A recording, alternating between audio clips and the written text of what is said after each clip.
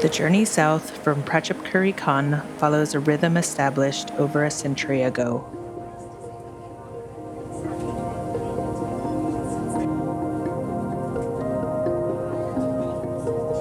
On the State Railway of Thailand, luxury is traded for proximity.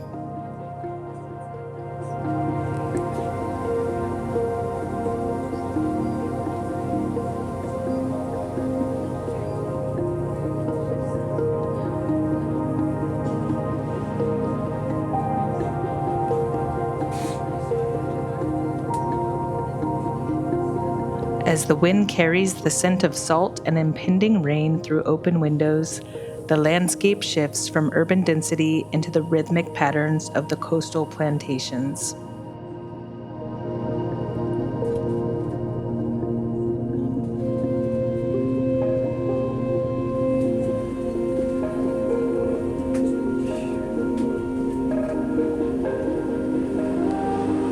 Ban Krut remains a peripheral destination, bypassed by the rapid modernization of Hua Hin to the north. Transport here isn't a fleet of taxis, but a local sidecar rig, navigated by those who have spent a lifetime on these quiet streets.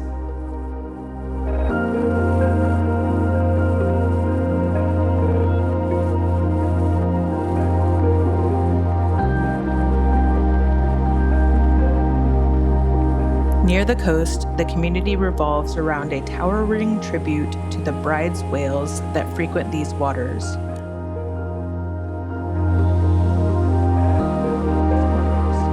But the true local anchors are found in the holes in the wall. There is a specific etiquette to the evening here, an unspoken transition from Mama's Seaside shop to the seasonal bars across the road, dictated by the setting sun and the rhythm of the high season.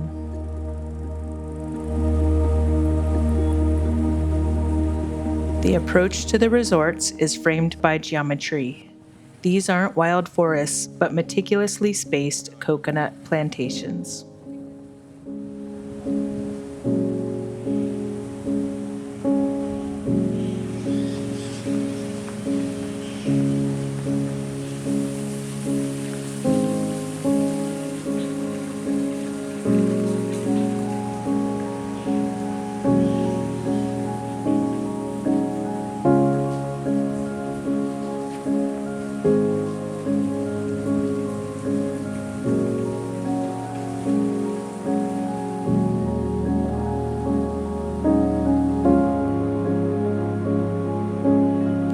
Architecturally, this resort mimics the density of a coastal village.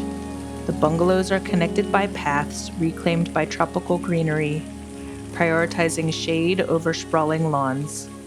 It is a design that encourages a slow, quiet observation of the environment, from the curated still water pools to the beach road that acts as the only barrier between the dining table and the Gulf of Thailand.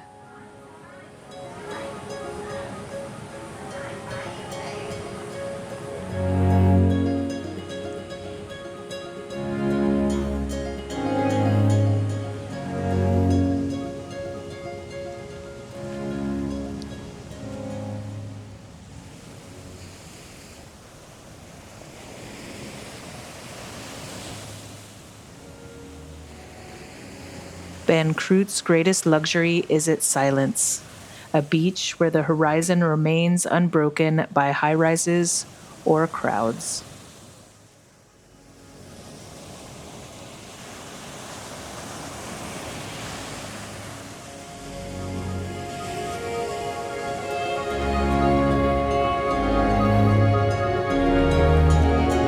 Even the departure feels personal, a final gesture of local hospitality with a complimentary packed lunch and a ride to the convenience store marks the return to the regional bus route.